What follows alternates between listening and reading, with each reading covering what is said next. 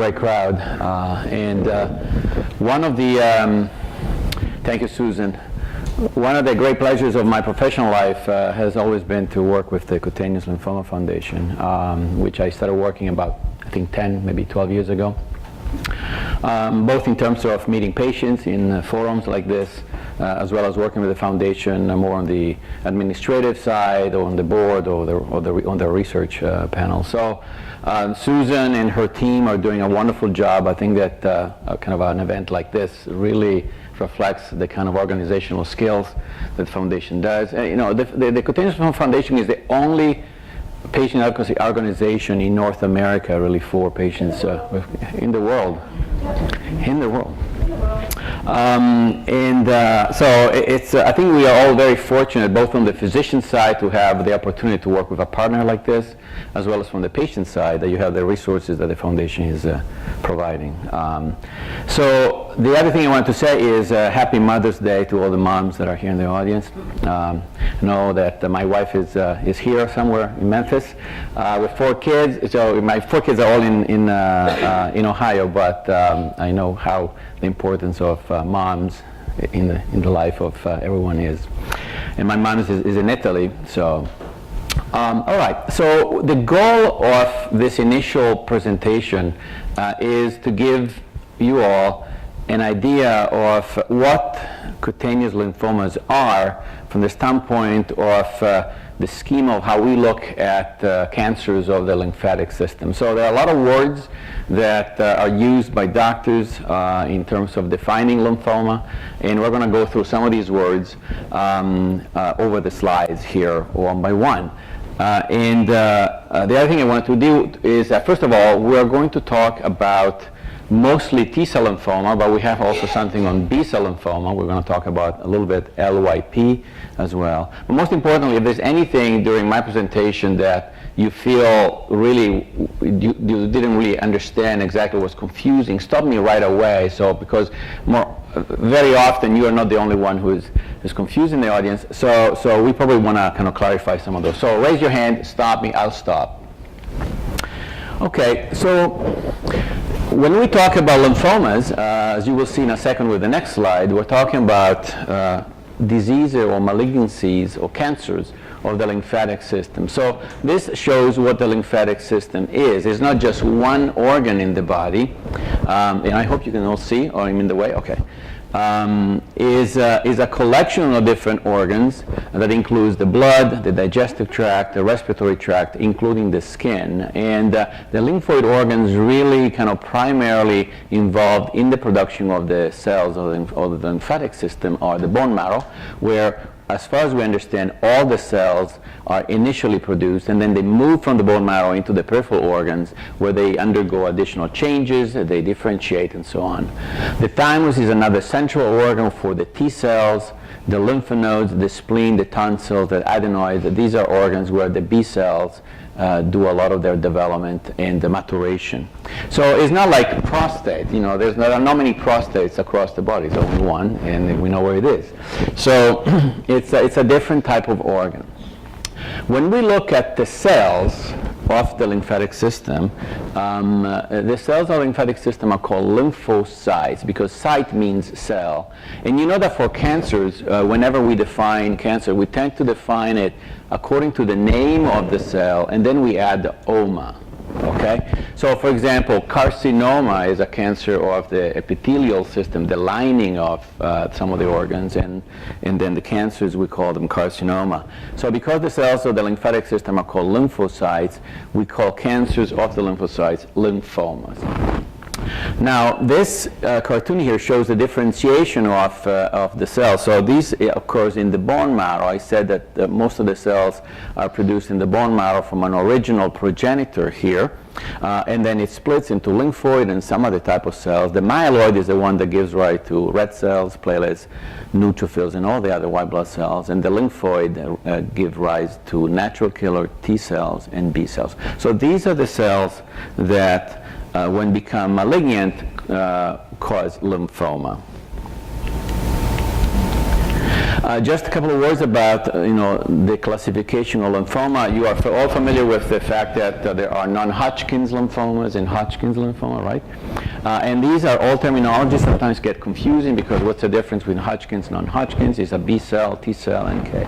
So I just want to show that Hodgkin's essentially comes from a British physician who was the first one really to describe patients who with a condition that was a lymphoma. Now we call it Hodgkin's lymphoma, of course.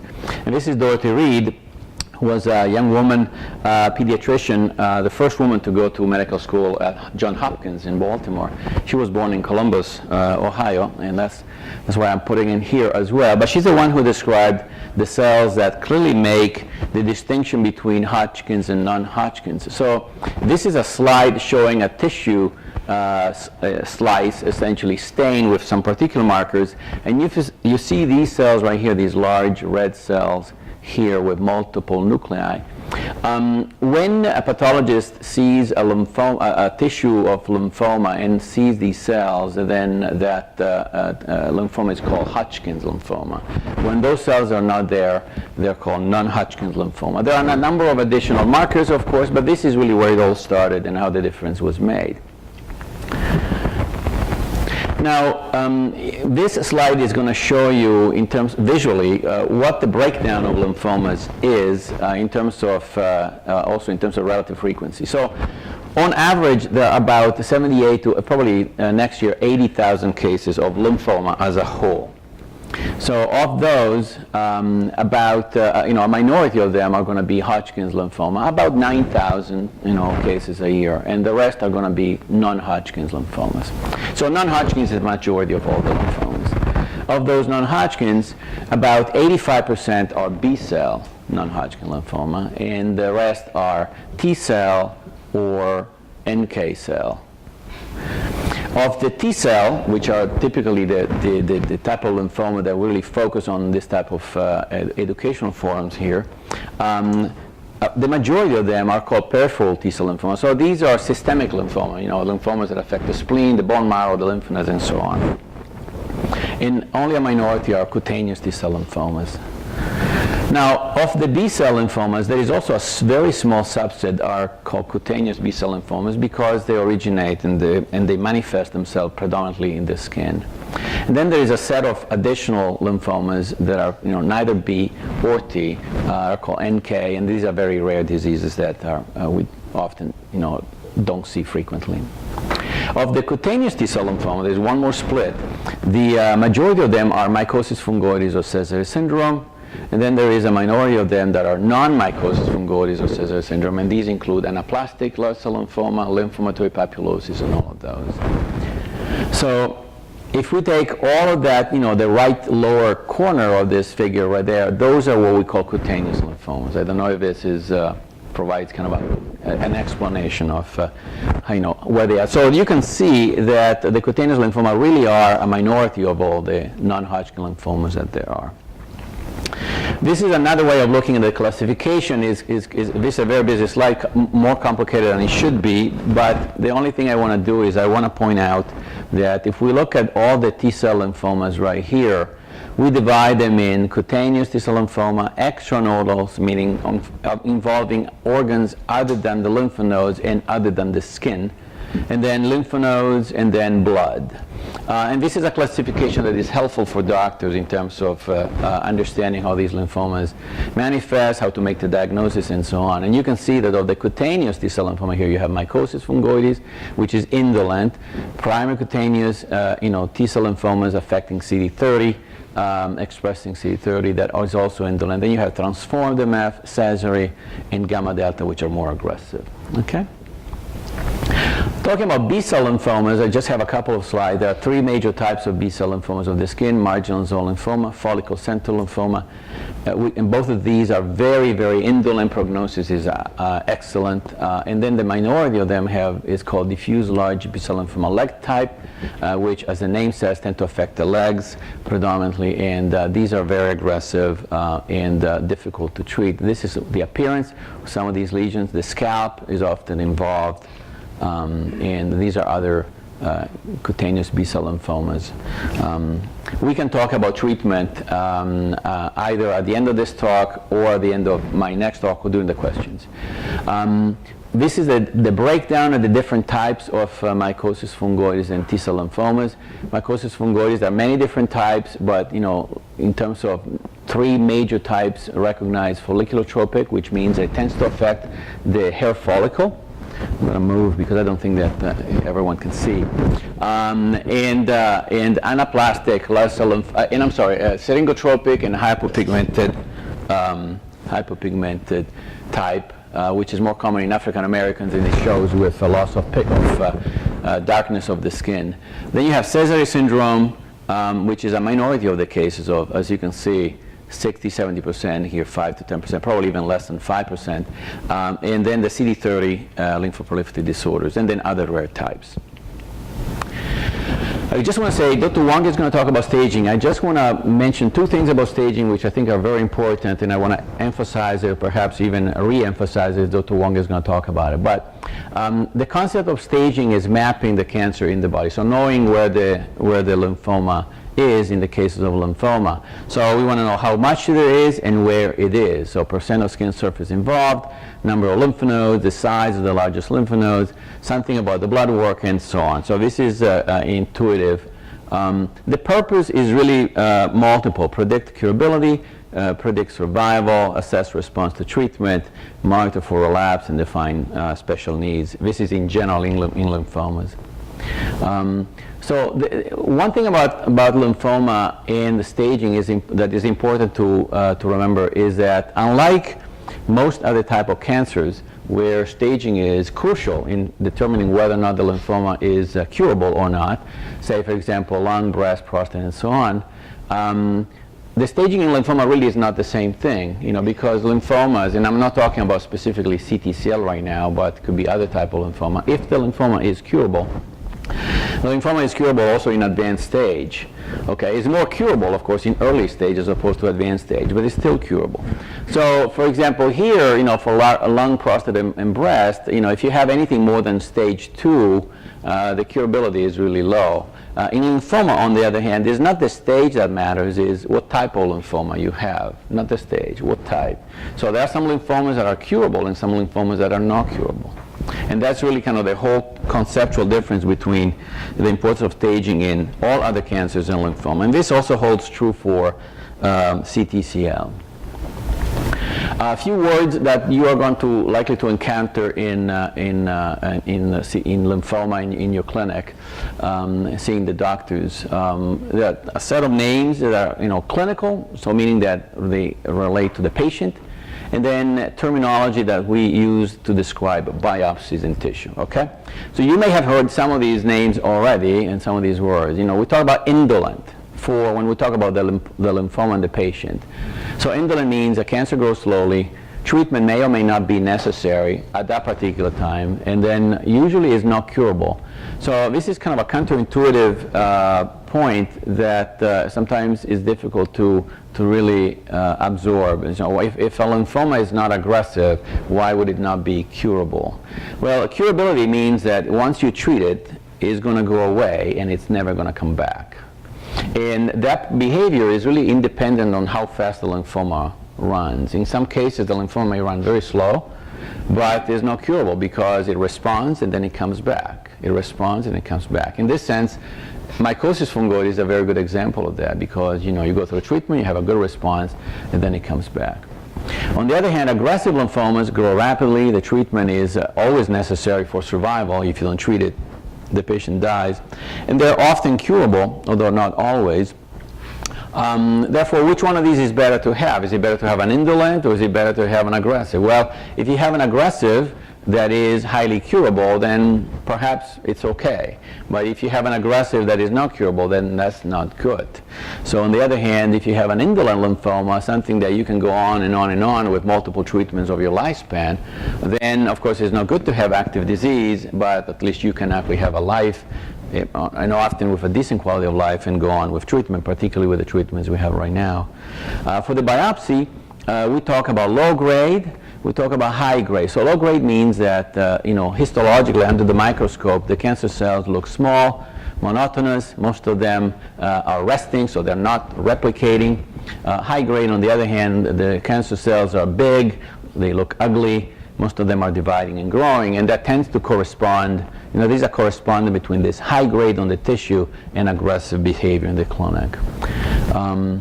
A few additional words that you will definitely encounter. So we're talking about remission. Remission means the cancer is not detectable after treatment. This is what we call cancer-free, or you read in the newspaper, when someone says, I underwent treatment for cancer and the doctor told me I'm cancer-free. That means that you are in remission. It doesn't mean that you're cured, because cure means that the cancer never comes back after going in remission. And again, there are certain cancers that go in remission and then the cancer comes back a year later, 2 years later, or 10 years later. Relapse is when the cancer comes back after the remission. That's sort of understandable. Survival, how long the patient live after diagnosis, and progression, the cancer starts growing again after being static. So static means that you may have a cancer that is affecting multiple lymph nodes, or in the case of CTCL, multiple areas of the skin. You go through treatment, the cancer improves but doesn't go away completely, so it's a partial remission, then it stays like that for several years, for example, either off treatment or on treatment. I also want to show you how we look at curable versus not curable. This graph shows what we call a survival curve. So, I think anyone can really kind of understand this if we go through it. So right here on this axis is the percent of patients who are in remission, say, after treatment. So we're starting right here with all the patients having gone through treatment, and at this point right here being in remission, complete remission. Okay, and again, hypothetical, this is a complete remission. And then you follow them over time. This is years, so 1, 2, 3, 4, 5, 10. And over time you see how many of these patients actually the cancer comes back. Okay? And in many cancers we see a phenomenon like this, where we go from everyone is in remission, then a few patients start coming off remission, and so on and so on. And then at 2 or 3 years, about 50%, half of the patients have lost their remission. But then after that, no patient loses their remission. So that's where you have a flat curve here. Okay? So this is what we call a curable lymphoma. Of course, the 50% of patients that was here, they're not cured, unfortunately, because these patients, their cancer came back. But for the other half, right here, these patients, after the second year of follow-up, none of them really the cancer came back. So we call this lymphoma curable, even though it cures only 50% in 50% of the patients. This is an example of a particular type of lymphoma. Let's say another one. Okay, this is another lymphoma that kind of follows a similar pattern, except that in this case there are no more relapses after 2 or 3 years in 75% of the patients. So this lymphoma A, is curable in 50%, lymphoma B is curable in 75%. And then here's lymphoma C. Lymphoma C, here you see a lot of patients losing their remission early on, and then no more remission. So all these lymphomas, when you go to the doctor and you ask, is my lymphoma curable, right? Well, doctors are not going to be able to tell you, at least for now, whether your lymphoma specifically is going to be curable. They're going to give you some statistics and say, okay, based on what we know. No. So they're going to call all of these lymphomas curable.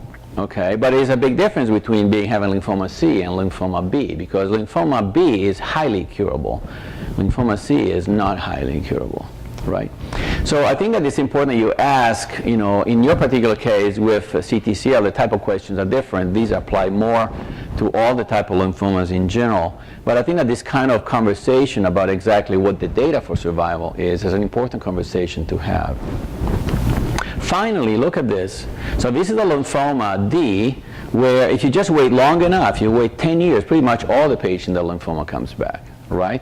It may come back early on, it may come back after 10 years, but at some point it comes back. So this is what we call a non-curable lymphoma.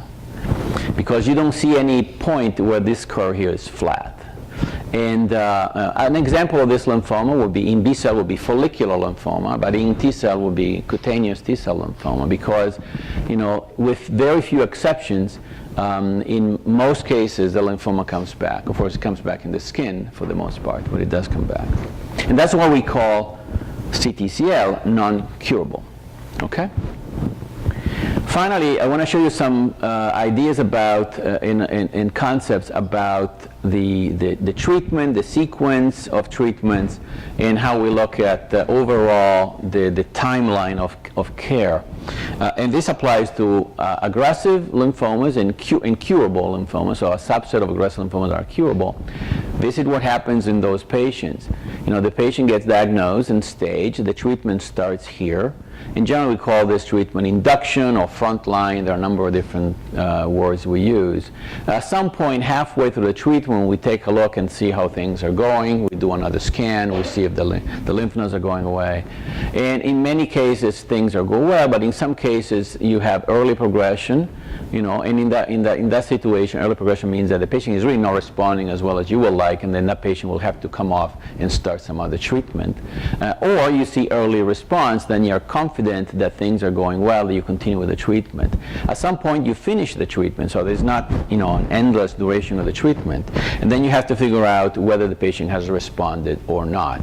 This is where we do the so-called response assessment, and then we define is a complete response, a partial response, it's a stable disease, means that things haven't really changed that much overall, or progressive disease. Things perhaps have been going well enough up to here, but when you get to here, the lymphoma starts growing again. Unfortunately, we see that. Again, this does not apply to CTCL, but to other lymphomas.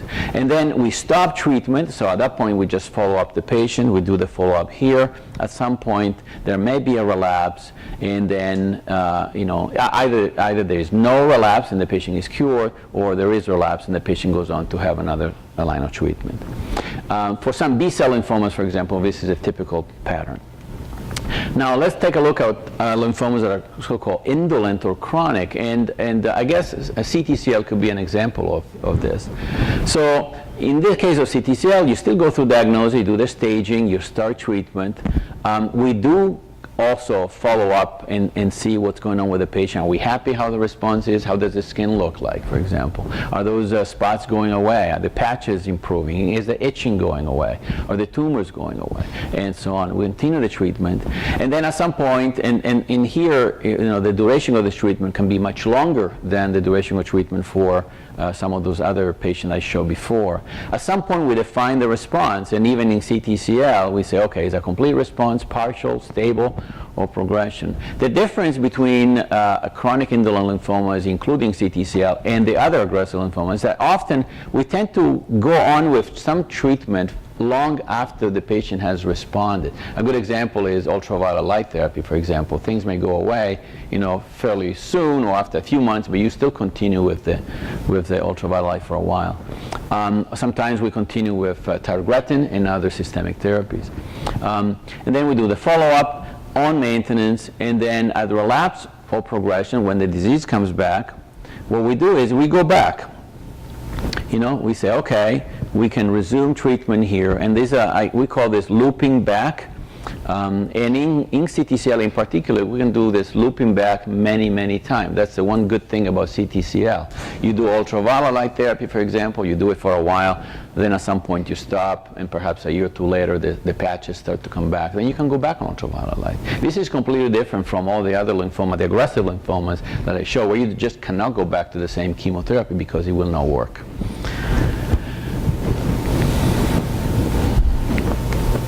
And I think this is all I have. I have a few slides for Cesare, but I don't want to take Dr. Wang's time. I think perhaps I can show the slides after Dr. Wang's and Dr. Zick's presentation when I talk about systemic therapy. Any questions about this so far that I can help?